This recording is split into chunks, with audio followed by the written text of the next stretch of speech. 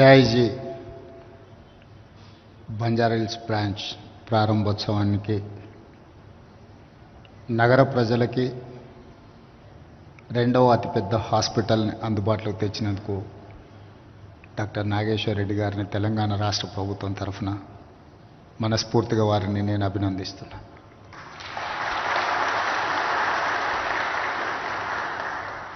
పాతిక సంవత్సరాల క్రితం ఈ నగరంలో గ్యాస్ట్రో ఎంట్రాలజిస్ట్ స్పెషలిస్టుగా వారు కార్యక్రమాలను ప్రారంభించి ఈరోజు ప్రపంచ స్థాయిలోనే వన్ ఆఫ్ ద బెస్ట్ హాస్పిటల్స్గా ఏఐజీకి గుర్తింపు తేవడమే కాదు, హైదరాబాద్ నగరానికి తెలంగాణ రాష్ట్రానికి కూడా మరొక గొప్ప పేరు ప్రఖ్యాతులను వారు ఆర్జించి పెట్టినరు. అందుకే భారత ప్రభుత్వం ఈ మధ్యలో పద్మ విభూషణ్ బిరుదు ఇచ్చి డాక్టర్ నాగేశ్వర్ రెడ్డి గారు ఈ దేశంలోనే ఒక గొప్ప వైద్యుడు, పేదలకు అందుబాటులో వైద్యాన్ని తీసుకొచ్చి లక్షలాది మంది పేదల ప్రాణాలు కాపాడడంలో ప్రధానమైన పాత్ర పోషిస్తున్నారు అని చెప్పి కేంద్ర ప్రభుత్వం గుర్తించడం తెలుగువారందరికీ గర్వకారణం. ఇక వారికి రావాల్సింది భారతరత్న ఒకటే. ఖచ్చితంగా భారత ప్రభుత్వం వారికి భారతరత్న ఇచ్చి గౌరవిస్తుందని చెప్పి నేను భావిస్తున్నాను. తెలంగాణ రాష్ట్ర ముఖ్యమంత్రిగా నా వంతు ప్రయత్నం డాక్టర్ నాగేశ్వర్ రెడ్డి గారికి భారతరత్న రావడానికి అవసరమైన ప్రయత్నం చేస్తామని చెప్పి ఈ సందర్భంగా మీ అందరికీ తెలియజేస్తున్నాను. ఈరోజు హైదరాబాద్ నగరం, తెలంగాణ రాష్ట్రం ఒక హెల్త్ టూరిజం హబ్గా మారింది. యుఎస్లో జినోమ్ వ్యాల్యూ, యుఎస్లో సిలికాన్ వ్యాలీ ఉంటే ఈరోజు మనకు హైదరాబాద్లో జినోమ్ వ్యాలీ ఉంది. బల్క్ డ్రగ్స్ ఉత్పత్తిలో దేశంలోనే 35% బల్క్ డ్రగ్స్ ఒక హైదరాబాద్, తెలంగాణ రాష్ట్రం నుంచే మనం ఉత్పత్తి చేస్తున్నాం. అదేవిధంగా మొన్న వచ్చిన ఉపద్రవం కోవిడ్ సందర్భంగా 4 వ్యాక్సిన్లలో 3 వ్యాక్సిన్లు మన ప్రాంతం నుంచే, తెలంగాణ రాష్ట్రం హైదరాబాద్ నుంచే ఈరోజు మనము అందిస్తున్నాము అని అంటే మన రాష్ట్రము ఫార్మా సైడ్, హెల్త్ సైడ్ ఎంత అభివృద్ధి చెందిందో చాలామందికి ఉపయోగపడుతున్నామో ఈరోజు మనం గుర్తుంచుకోవచ్చు.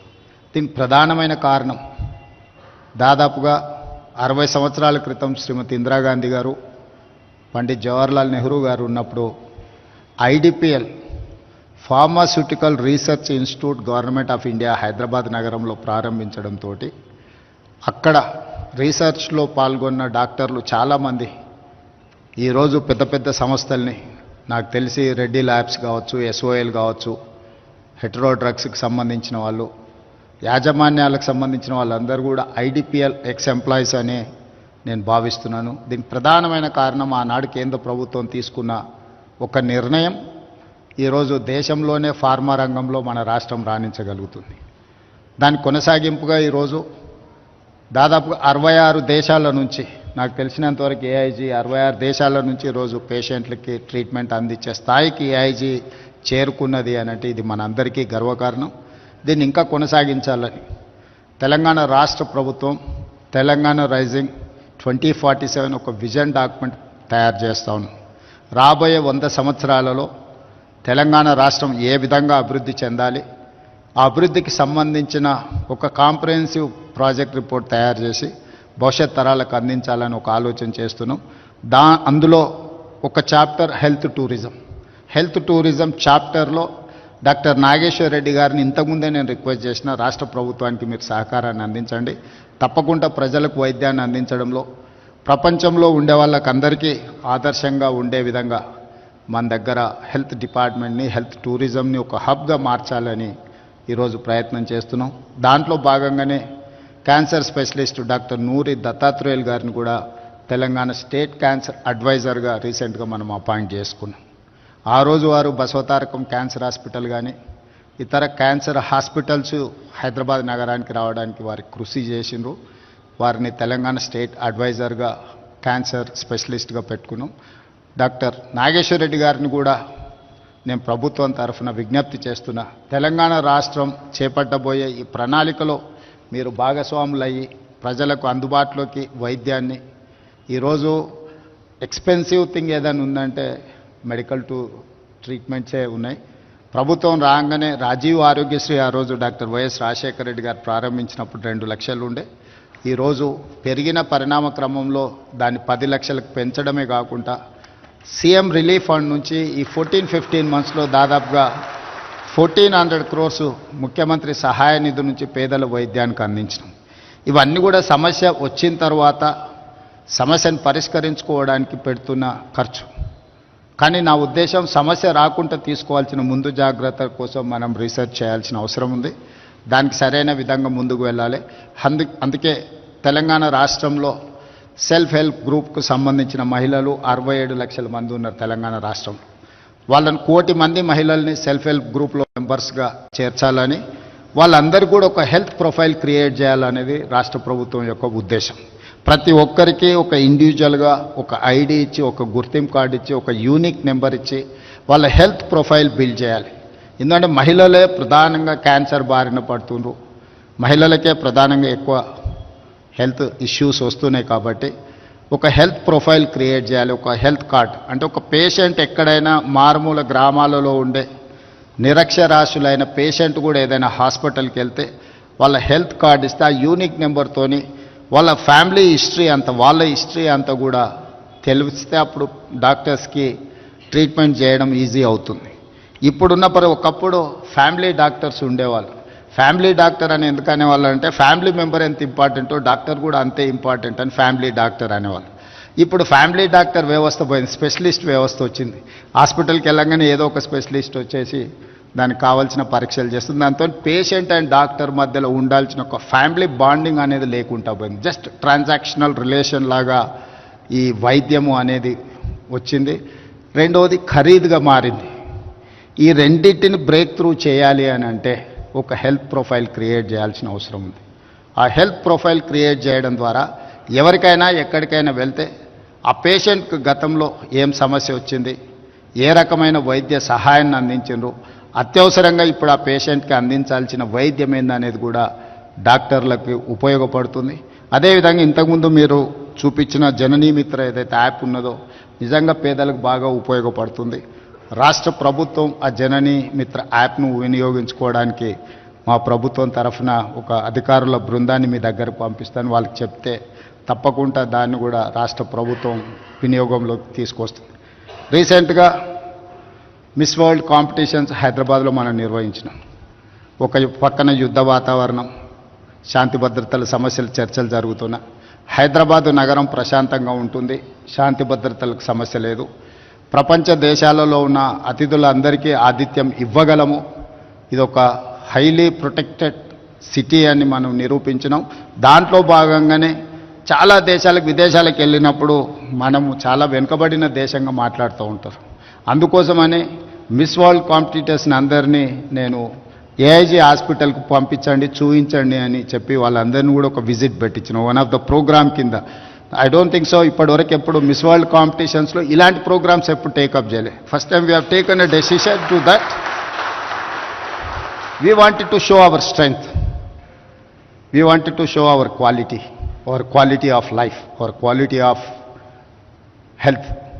సో అందుకోసమని వాళ్ళని స్పెసిఫిక్ సర్టెన్ ఏరియాస్లో హైదరాబాద్లో ఉండే చార్మినార్ దగ్గర ఉండే మన షాపింగ్ మాల్స్ అనుకోండి, మన చారిత్రాత్మకమైన మన కట్టడాలు కావచ్చు, లేకపోతే మన టెంపుల్ హిస్టరీని, మన టెంపుల్స్ హెరిటేజ్ హిస్టరీని, రామప్ప టెంపుల్ కావచ్చు, 1000 స్తంభాల గుడి కావచ్చు, చార్మినార్ కావచ్చు, ఏఐజీ హాస్పిటల్ కావచ్చు, ఇవన్నీ కూడా ఎందుకు చూపించినామంటే ప్రపంచ దేశాలతో న్యూయార్క్, టోక్యో లాంటి నగరాలు, సౌత్ కొరియాతో మేము పోటీ పడగలుగుతున్నాం, జపాన్తో మేము కాంపీట్ చేయగలుగుతున్నాం అని చెప్పడానికి, వాళ్ళందరికీ అర్థం కావడానికే వాళ్ళందరినీ వీటన్నిటికీ చెప్పడం జరిగింది. ఫైనల్ కాంపిటీషన్స్లో నాకు తెలిసి 1, 2, 3లో ఎవరో ఒకరు రెఫర్ చేసింది. Second winner she has quoted AIG గురించి. అక్కడ కాంపిటీషన్లో సెకండ్ వచ్చిన మిస్ వరల్డ్ 2 ఏఐజీ గురించి ప్రస్తావించడం జరిగింది. ఖచ్చితంగా ఇది మన హైదరాబాద్ నగరానికే ఒక గౌరవం. ఈరోజు ఏఐజీ హాస్పిటల్ గౌరవం కాదు. తెలంగాణ రాష్ట్రంలో హైదరాబాద్లో ఇంత గొప్ప హాస్పిటల్ ఉన్నది అని గుర్తించడం, ప్రపంచ దేశాలందరికీ తెలిసేట్టుగా వాళ్ళు చెప్పడం వల్ల మన నగరం యొక్క ప్రతిష్ట పెరిగింది. అందుకే ఈరోజు రాష్ట్ర ప్రభుత్వం వైద్యం మీద ప్రత్యేకమైన శ్రద్ధ పెట్టి కార్పొరేట్ సెక్టర్లనే కాకుండా ప్రభుత్వ రంగంలో కూడా ఈ వైద్య సహాయాన్ని అందించాలని మోర్ దాన్ 100 years హిస్టరీ ఉన్న ఉస్మానియా హాస్పిటల్ ఇప్పుడు అక్కడ బిల్డింగ్ కానీ అక్కడ ఉన్న ఇన్ఫ్రాస్ట్రక్చర్ సమస్యలను ఎదుర్కొంటుంది అని చెప్పి గుర్తించి గోషా మహల్లో 30 ఎకరాలలో 2700 బెడ్స్తోని దాదాపుగా 3000 కోట్లతోని ఈరోజు నూతనంగా ఉస్మానియా హాస్పిటల్ని మనం నిర్మించుకోబోతున్నాం, పనులు ప్రారంభించినాం. ఇది పేదలకు వైద్యాన్ని అందించడే కాదు, చదువుకునే విద్యార్థులకు చదువుకోవడానికి సరైన వసతులు కల్పించడంతో వాళ్ళు వన్ ఆఫ్ ద బెస్ట్ డాక్టర్స్గా వాళ్ళు నేర్చుకోవడానికి అవకాశం ఉంటుందని, అదేవిధంగా నిమ్స్లో కొత్తగా న్యూ బ్లాక్ను ఒక 2000 బెడెడ్తోని నిమ్స్లో ఒక కొత్త బ్లాక్ను మనం స్టార్ట్ చేసుకుంటున్నాం. అదేవిధంగా వరంగల్లో ఇంకొక 2000 బెడెడ్ హాస్పిటల్ని మనము నిర్మించుకుంటున్నాం, ఆల్మోస్ట్ కంప్లీట్ అయ్యే స్టేజ్లో ఉంది. అదేవిధంగా టిమ్స్ అల్వాల్ సికింద్రాబాద్లో అల్వాల్లో ఇంకొక 1000 బెడెడ్ హాస్పిటల్ని మనం కట్టుకుంటున్నాం. అదేవిధంగా ఎల్బీ నగర్లో కూడా ఇంకొక 1000 బెడెడ్ హాస్పిటల్ని కట్టుకుంటున్నాం. సనత్ నగర్లో ఇంకొక 1000 బెడెడ్ హాస్పిటల్ని కట్టుకుంటున్నాం. ఇవన్నీ దాదాపుగా ఒక ఉస్మానియా హాస్పిటల్ కంప్లీట్ చేయడానికి 2.5 years పట్టొచ్చు. మిగతా హాస్పిటల్స్ అన్నీ కూడా బై December 9th 2025 అంటే ఈ సంవత్సరం ఆఖరు లోపల దాదాపుగా 7000 పడకల ఆసుపత్రులను తెలంగాణ రాష్ట్ర ప్రభుత్వం మీతో కాంపీట్ చేసే విధంగా, అంటే మేము ఏఐజీకి వస్తే ప్రజలు ఏ విధంగా ఇంత గొప్పగా ఉంది అని అనుకుంటున్నారో మా ప్రభుత్వ రంగంలో కూడా మీతో కాంపీట్ చేసే విధంగా ఈరోజు అన్ని వసతులను ఏర్పాటు చేయండి అని ఒక కమిటీని కాన్స్టిట్యూట్ చేసి మీ అన్ని హాస్పిటల్స్ని విజిట్ చేయించి. ఎందుకంటే చాలామందికి గవర్నమెంట్ హాస్పిటల్కి వెళ్ళంగానే ఇంకా ప్రాణాలు పోతాయేమో, గవర్నమెంట్ హాస్పిటల్కి వెళ్ళడం అంటే బ్రతకడానికి కాదు చావడానికే వెళ్తున్నామేమో అనే ఒక అభిప్రాయం చాలా మందిలో నాటుకుపోయింది. ఆ అభిప్రాయం నుంచి ప్రజలను దూరం చేయాలనేది నా ఆలోచన. ప్రభుత్వం ప్రజల యొక్క వైద్యం కోసం చాలా మొదటి ప్రాధాన్యత ఇస్తుంది. ప్రభుత్వానికి అత్యంత ప్రాధాన్యతలో విద్య, వైద్యం ఈ రెండిటికి హయ్యెస్ట్ ప్రయారిటీ కింద మేము ఫండ్స్ దాదాపుగా ఇప్పుడు 11,500 కోట్లు ఈ రంగానికి రాష్ట్ర ప్రభుత్వం బడ్జెట్ కేటాయించింది. ఒక సంవత్సరంలో 21,500 కోట్ల రూపాయలు విద్య కోసం కేటాయించాం. సో నేను ముఖ్యమంత్రిగా బాధ్యత చేపట్టిన తర్వాత పేదలకు ఉచితంగా వీలైనంత మేరకు వైద్యాన్ని అందించాలి, పేదలకు నాణ్యమైన విద్యను అందించాలనే ఒక ప్రాధాన్యత క్రమాలు పెట్టుకొని మేము ముందుకు వెళ్తున్నాం.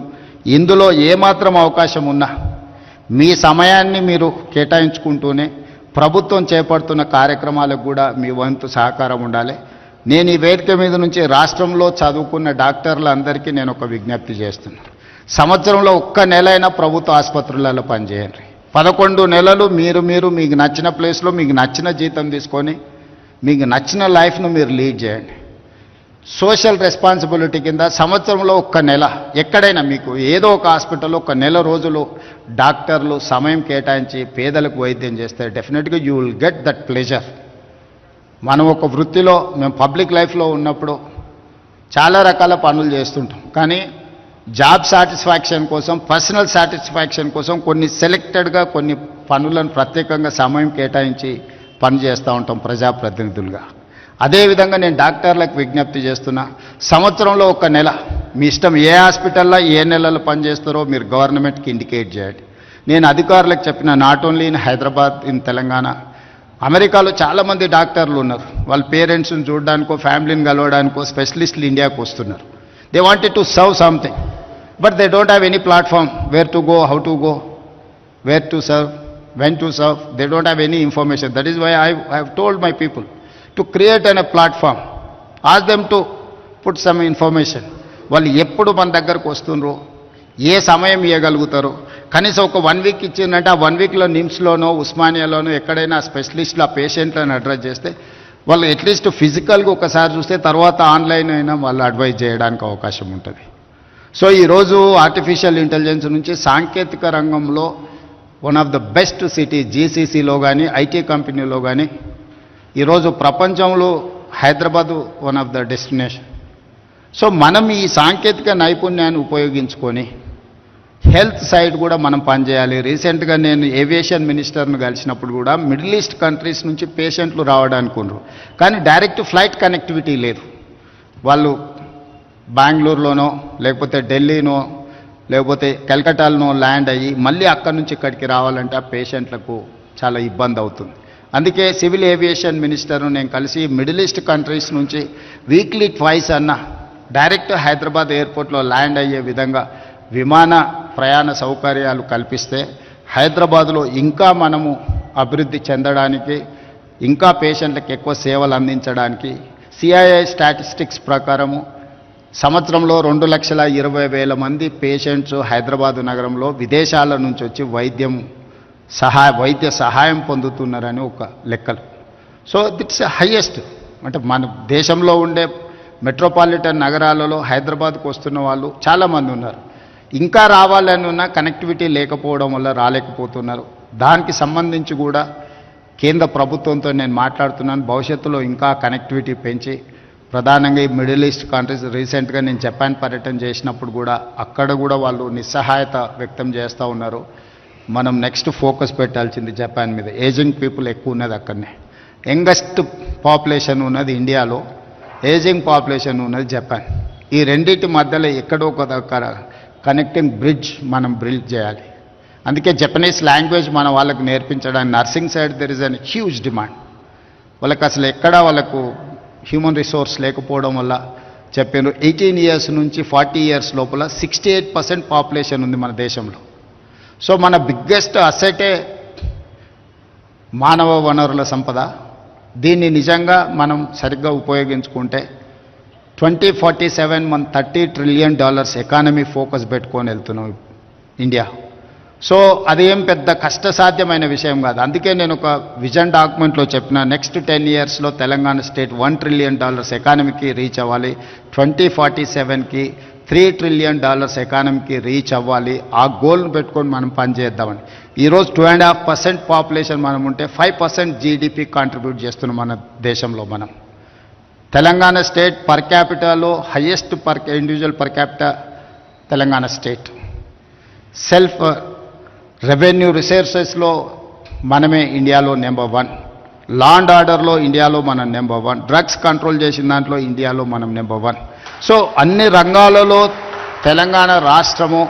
రీసెంట్గా మా కమిషనర్ సివి ఆనంద్ గారు దుబాయ్లో ప్రపంచ దేశాలు అన్ని కూడా డ్రగ్స్ కంట్రోల్ దాంట్లో కాంపిటీషన్స్ పెడితే హైదరాబాద్ నగరం తెలంగాణ స్టేట్ ఫస్ట్ వస్తే దుబాయ్లో వెళ్ళి అవార్డుని మా సివి ఆనంద్ హైదరాబాద్ కమిషనర్ రిసీవ్ చేసుకోవడం జరిగింది. ఇవన్నీ సక్సెస్ స్టోరీస్ మన దగ్గర ఉన్నాయి, కానీ ఇది ప్రపంచంలో ఇంకా మనం బ్రాండింగ్ చేసుకోవాల్సిన అవసరం ఉంది. దూర దేశాలకు భారతదేశం అంటే ఒక వెనుకబడిన దేశం అన్నట్టుగా ఏదైతే ఒక ఇంప్రెషన్ ఉందో దాని నుంచి బయటికి తీసుకురావాల్సిన అవసరం ఉంది. మనం ఇంకా బాగా అభివృద్ధి చెందాలి. అందులో ఏఐజీ పాత్ర ఉండాలి. డాక్టర్ నాగేశ్వర రెడ్డి గారు ఈ దేశానికే గర్వకారణమైన గొప్ప వైద్యుడు.